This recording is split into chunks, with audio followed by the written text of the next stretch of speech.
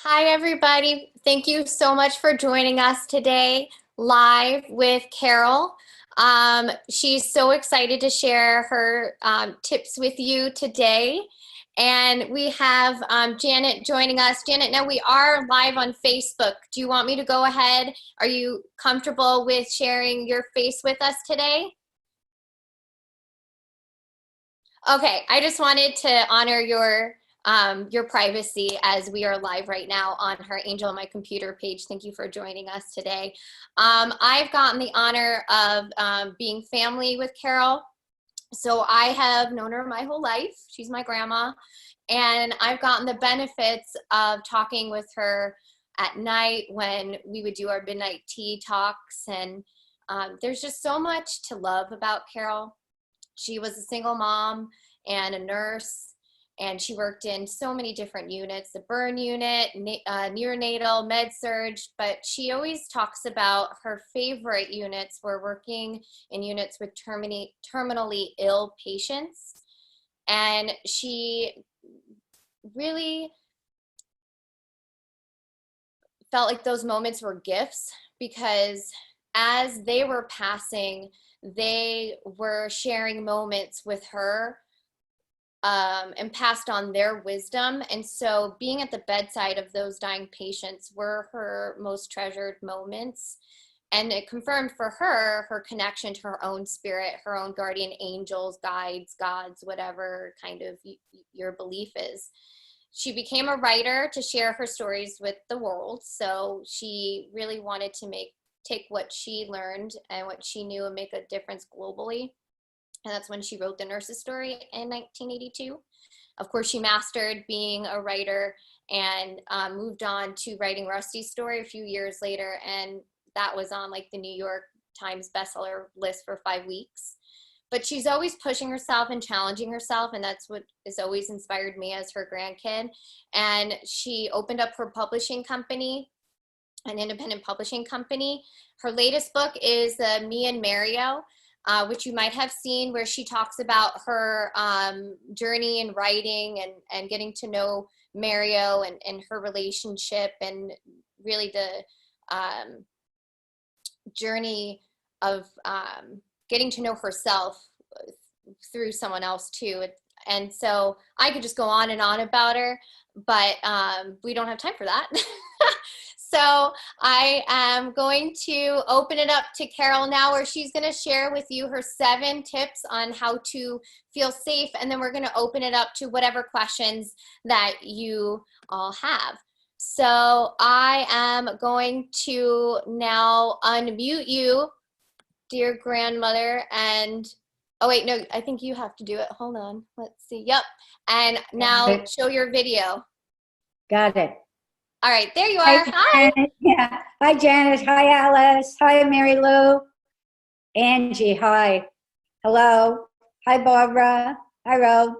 Some people chose to stay without their pictures, and that's fine. We'll have questions from everybody later. Good. Oh,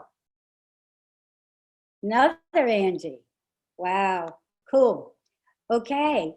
Hey, I guess one of the things that I wanted to know from everybody, as long as this is a time where it seems that there's so much fear being pumped into our universe by the media and whatever, or whomever else, I guess I'm not good at making masks, and I did have the need to contribute. So I was thinking that there were a few things that might help others that have helped me.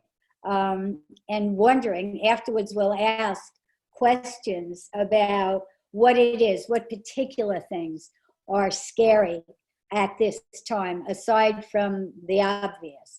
I know a lot of people are hoping to get back to normal.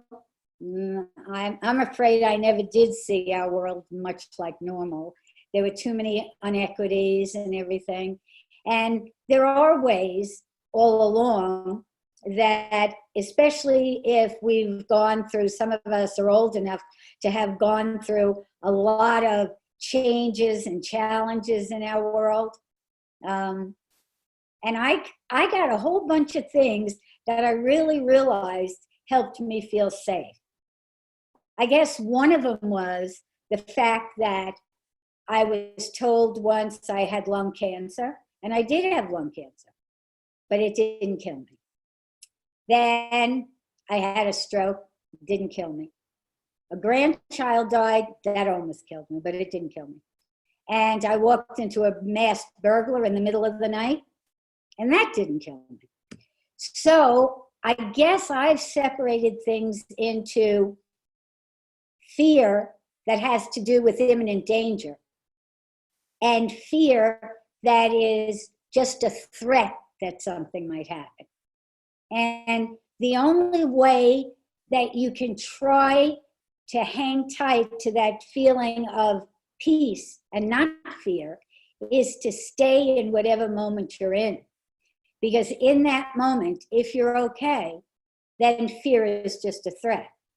If you're in that moment, like I was when I was facing the burglar, and thank God I have guardian angels and spirits, because all they did was flip my brain, and I thought, what are you doing in that crazy getup? And he bowed and left. When they finally caught him, of course, he was sentenced to 322 years consecutively. So he was a scary guy.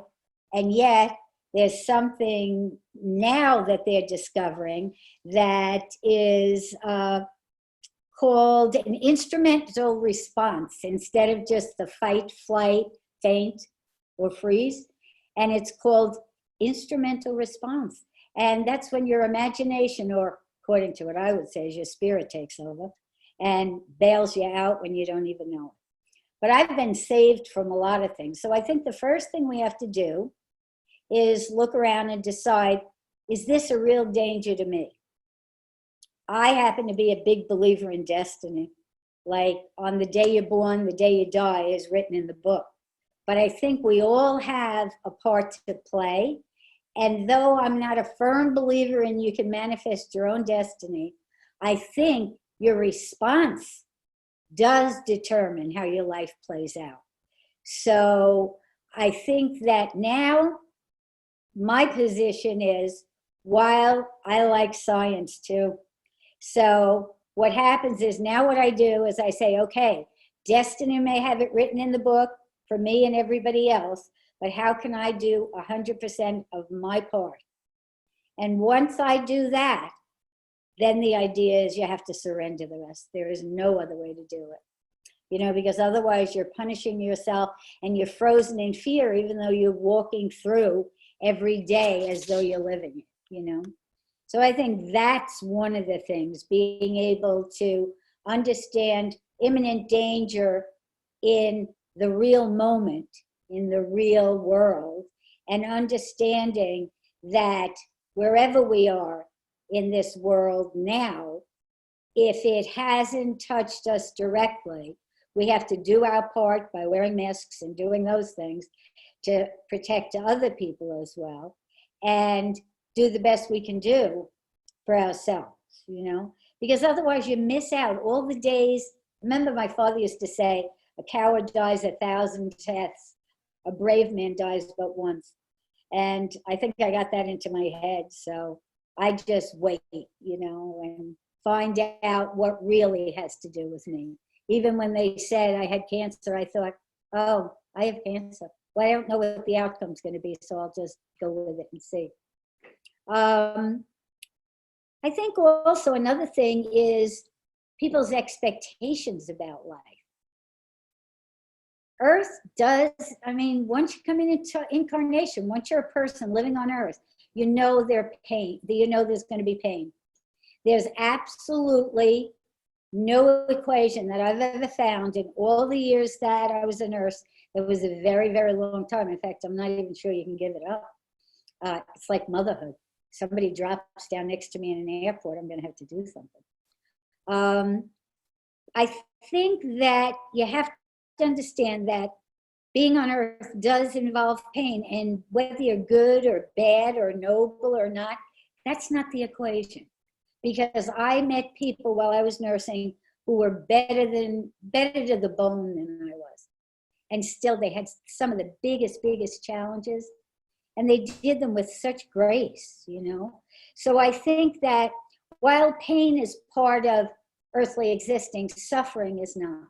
Suffering has to do with how you go into the past and remember incidents with outcomes that were different from what you expected. And then the other thing is going into the future and worrying about what could happen in the future.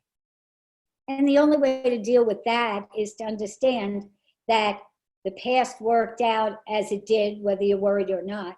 And the future, you can deal with that two ways. You can force yourself forward into the worst possible outcome and then ask yourself how you would deal with that. Or just say, with my imagination, what could be a couple of outcomes that might be different? And that somehow does diffuse some of the worry. I know that. I think also there are a couple of things that I know I found and the people I've worked with have found very helpful is if you really do have a belief system that's large enough to handle the really hard challenges that life sometimes deals us, you know.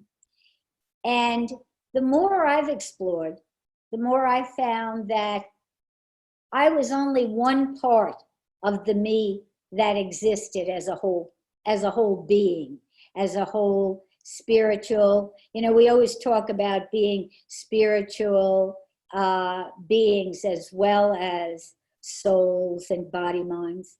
But so often we don't try to establish a relationship with the guidance we have, our higher selves. And the thing I found about mine that was funny is we always think of spiritual or sacred as being terribly serious. And my higher guides are funny as all hell. They are funny. And they say, every time I say, oh my God, I thought that spirits were perfect. And then Roshana, who's my higher self, my spirit of joy and creativity, says to me, that's what you thought? She says, if I were perfect, you wouldn't be in incarnation and I wouldn't be doing time. And I wrote books about our relationship because, like so many other relationships, it takes time to develop. Everybody has a higher self. Everybody has a soul, a spirit, and guidance. Some angels, whatever metaphor makes you comfortable. I have angels. Sometimes Roshana dresses up as an angel. Sometimes she's just a wise guide. Sometimes she tells me I'm her avatar. So the plans are made and I just have to do my part. And then sometimes the part I do should hear the discussions. But I think that would be my hope for everybody to feel safe, that they could contact the part of them that is bigger than themselves. So they would understand that they were never alone. They had lots of help all of the time. And the only thing they have to do is ask. You really have to understand as a human being that the other realms of consciousness that are realms of light do not interfere unless you ask for their help, except for guardian angels. And they protect you whether you ask it or not. You know? The other thing I guess I wanted to say that helped me not to be afraid is that, as Shari said, I spent so many years with people who were dying that after a while, death became familiar to me. I began to understand it. It stopped being threatening, and I sometimes could see it being a promise rather than a threat. In my own near-death experience, what I did realize was that one of the patients that I allowed to die because he begged for it, eventually, when I had my near-death experience, he walked me back to life. And that near-death experience taught me how to live. So while we're all being afraid of the death, or maybe people say it more clearly, they're afraid of the dying. And what I know from my own experience and from so many others, and I've held the hands of hundreds of dying patients. And while I stood next to their bed and cried, when we resuscitated them, the ones that came back always said, "Oh no, we were out of our bodies long before what you saw was our body reacting." So in order to, I guess, cut down on the fear, which probably I just terrified a whole bunch of people talking about death, but for me, it's become a great friend because I have friends with and without bodies, and they've all been very helpful. And, you know, knowing yourself is a big thing, because if you know yourself really, really well, then you don't project the shadow aspects of yourself onto other people and make others other. You can see the similarities, because the more you uncover about yourself, the more you find out you're like everybody else. Sometimes, you see, this to me, this whole pandemic, aside from the pain and suffering that people do go through, seems to me an answer to the prayers I've been praying for over 30 years. Like, where is equality? When are nurses and service workers going to be acknowledged for the work they do for all of us? Service should be more important than money. So many other things, you know, that it feels to me like Spirit pushed a reset button and said, "Oh, wow, we'll give you time to start again. You've messed it up. We'll give you another shot," you know, like a forgiving parent. And I love the idea of what's going to, when we're all going to come together and bring our best self forward and let creativity create new forms and structures for a new world that will be a better world, that will be a kinder world, that will be a fairer world, where we'll all understand how connected we are. That's my hope, that's my dream, that's my prayer, and that's my thank you every night. Another thing is, if you go through life each day looking to find out not what's wrong, not how people disappoint you or how not smart they are or where they lie, but look for 3 things in each day where you see the beautiful, whether it's in a person or nature or anything. A kindness, find a kindness and hear a truth.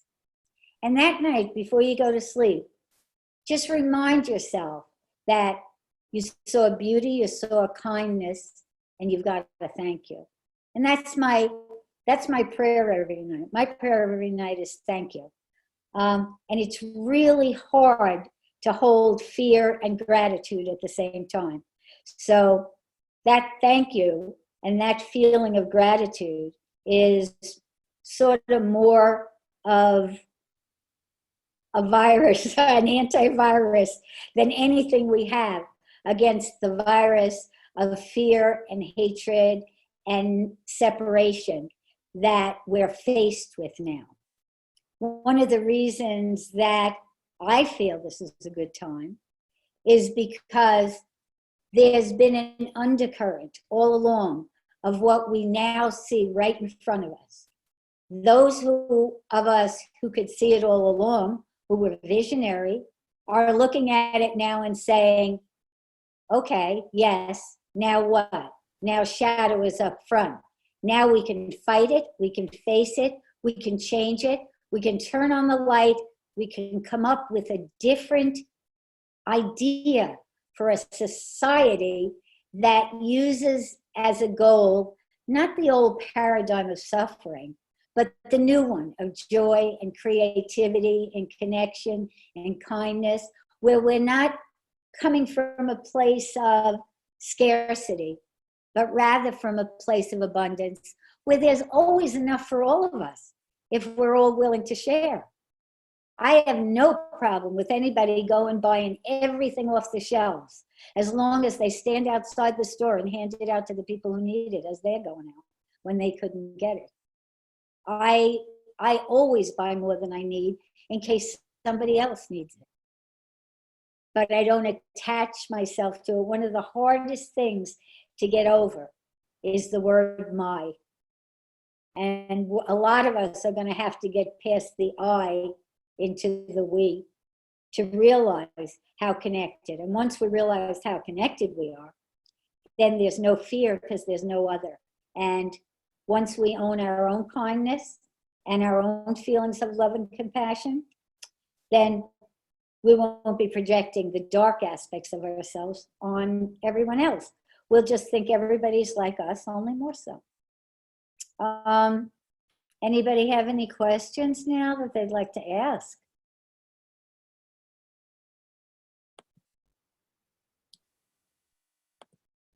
So I'm seeing someone bring in a question about when, okay, so where do our fears originate from? What do you believe?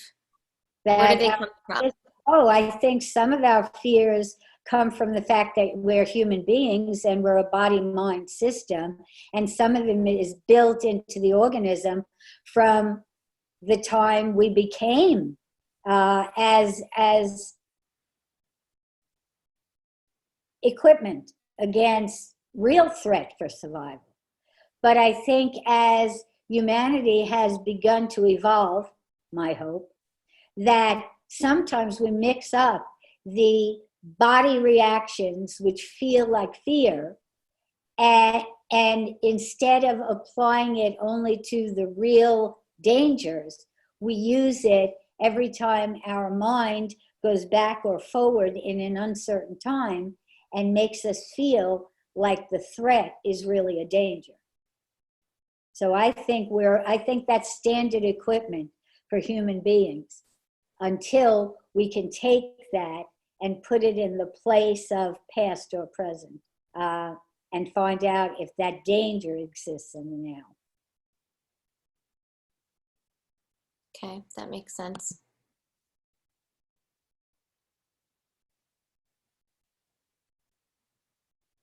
Let's see here. I have another question from someone named Eddie. What's your hyper reaction to fear when it happens? Mine is a funny thing. I have something that I just found out was called instrumental response. It's where you place yourself in a situation, and the situation you're in, and your imagination gets you out of it. When I bumped into the burglar, I really thought I knew him. And I thought, what is he doing in that ghetto? And with that, he just backed out and left. So sometimes, what we call imagination and I call spirit, sometimes we're going to be surprised by our reaction. My idea of what my reaction would have been is I would have thought I would have yelled or screamed or did something like that, the same as the fight, flight, faint, or freeze. But I did none of those things. I just stood there, looked at him, and sort of said, yes, what's going on, you know? My belief was just suspended, you know? So I think that those are part of the reasons that I feel that we have people protecting us all along, or parts, aspects of all that that do protect us a lot of the time, you know? I think it's interesting that your response isn't like a flight or a fight. It's this like evolved instrumental response. Right. And it just, I don't know, it just came up in the last few years. They said, oh, and I thought to myself, oh my goodness, I never heard of that before. That was really funny that I had a label to put on it, because you know how hard it is to take all of consciousness and just reduce it to small things that we can say with words, you know, because there's so much more of us that can be said, you know. It connects to the storytelling that you do, though, so it makes sense. Your brain's kind of wired that way too, and your spirit. Yeah. We have another question coming in. Someone named Sarah is asking when insecurity starts to spiral. She's saying she feels like right now it's spiraling even more because of everything going on. How do you handle that? It feels like a tidal wave at her of fear all at once. Right. Would it be nice if it's fun to do this if you're sitting with someone else you trust, but if you're not, you can do it in incremental steps. You can take that fear that you have and take it as far as you can take it to the worst place that it would go.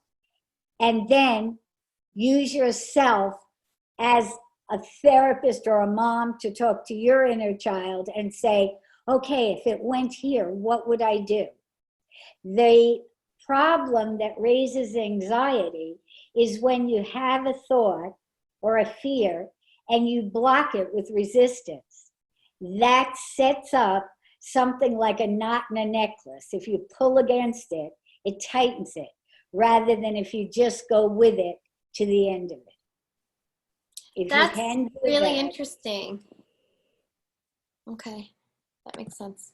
I never would have thought of doing it that way because you're kind of trained to do the opposite, right? To like stop that train of thought, to change it, to transform it, not to allow it and to sit with it. no, you must. We have to learn to stop judging those aspects of us that society has told us aren't acceptable, because we all share those things.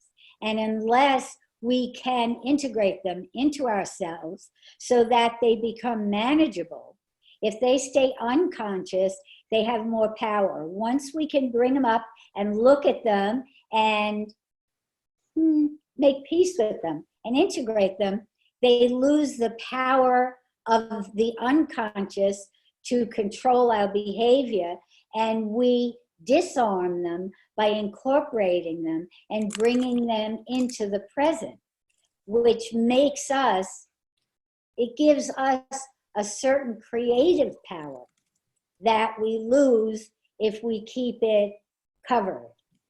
Then it only has destructive power.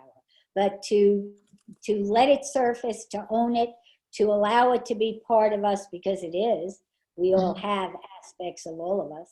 Once we do that, it becomes a stronger ally for us, and it gives us the courage to move into our other aspects so we can own our total selves and become all we can be.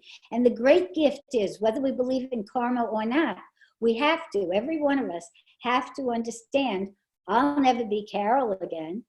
Shari will never be Shari again. Janet will never be Janet again. Angie will never be Angie again. Sarah won't be Sarah. Ed won't be Ed. All the people, Barbara won't be Barbara. All the people who are here as we are now are not going to be us. We're the originals. And we all are originals. So we should sort of honor the us we are and cherish it, you know? I find that once we feel that way about ourselves, we become our own home, and then we always feel safe in our own home, whatever outside circumstances are existing. That's beautiful.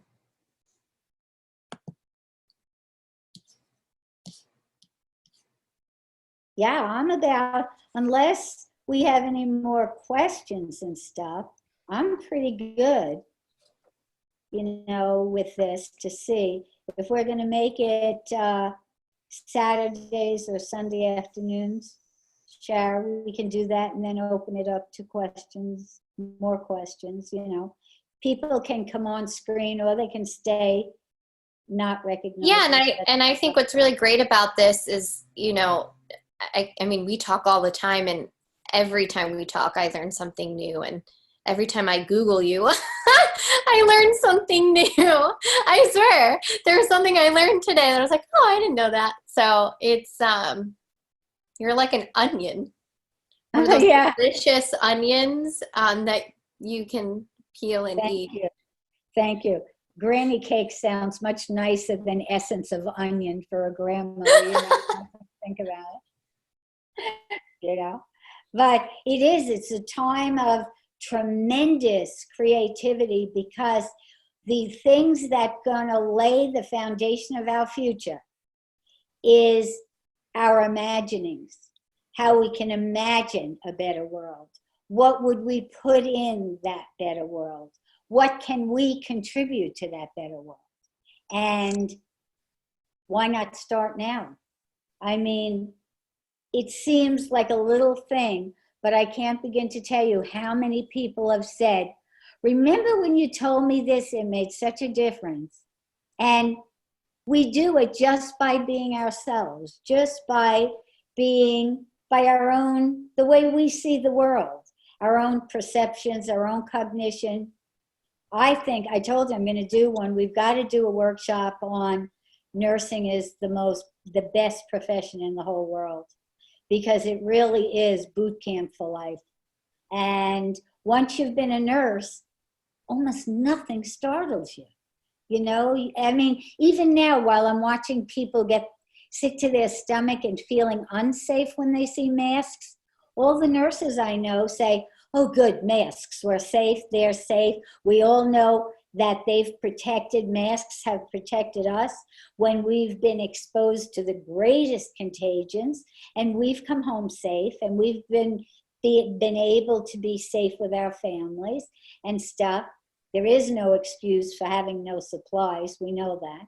We just have to remember that as this pandemic passes, that the people who are essential now remain essential, that we honor them as essential, that we insist that they get the benefits that essential people should have, as well as the pay, and also that we don't allocate to nurses to supplies as they are currently, where a corporate business can just cut their supplies and therefore cut their nurses, because we all know that around 300,000 people die every year of hospital mistakes, and we already also know that that's cut down significantly if they staff a hospital. And I think going back to your concept of nurses and the boot camp, I think that goes back to when we were talking a few days ago about how what makes me feel safe is when I have knowledge. So when I feel like there's a lot of unknowns, that's where my fear gets triggered. And so I like knowledge. I like to educate myself, but I'm an educator. So it makes sense. I value that. It's a core value of mine. I want to be educated. I want to educate others. And so for me, when I don't feel like I know enough, or I have enough data, or I feel I'm not educated enough on a subject, that's where I want to go. I want to go to where the data is. I think what's interesting is when you don't have the data, right? And you have to then rely on that spirit connection. But then when you have that, right, you can kind of rely on the data part, right, of the collective consciousness. And so I think it's just, to me, I think that's why nurses, a lot of the time, they have all these life experiences. It's just like life on speed, you know, where they see all these different situations that the average person doesn't necessarily get to see, and they have that knowledge and that heart, you know. Yeah, but I think also that the public, for so long, the public has had no idea what went on, and it's too much information to try to expect people to make an informed consent when we've spent so many years keeping them out of the corridors of nursing and doctoring and healthcare, you know. I think that what we need the public to know now is that I was like one of those nurses who took care of their dying family members. And I love those people as though they were my own, as they were my family. And what they also need to know is, even if they could see and be with their families, I sat with so many dying people with their families around them. The moment the families, those poor families, the moment they get up to walk out of the room, the person died anyway, you know? And that, I think, is the one thing that might be a help to people who have family members who have died, to know that nurses honestly do care. And the other thing is to know that their loved one is gone as soon as because the separation is too hard if they're surrounded by loved ones and stuff. And we should give them some kind of a ritual to do when they've been robbed of the funerals and stuff. Something like what I did and what many of the people who I've talked to lately have done is talk to those people who no longer have bodies as though you were there. Give it 30 days, light a candle, buy those little votive candles, and for 30 days, sit with that candle, remember the loved one who you love, and tell them everything you always wanted to tell them, so that at least there's business that's finished, because they can hear you. And I only say that from my own personal experience, because as I said, one of the patients that I gave to death was the one who walked me back to life. So once we can see life and all its possibilities clearly, there's nothing to be afraid of except our disconnecting from each other, our separateness, our loss when it really is change. And we've got to be careful that the change we ask for is the change we want, not just change for change's sake. And always trust our intuition, always know ourselves, and always know that you're never alone, you're always safe, because whether it's God or a creator or the source or anything else,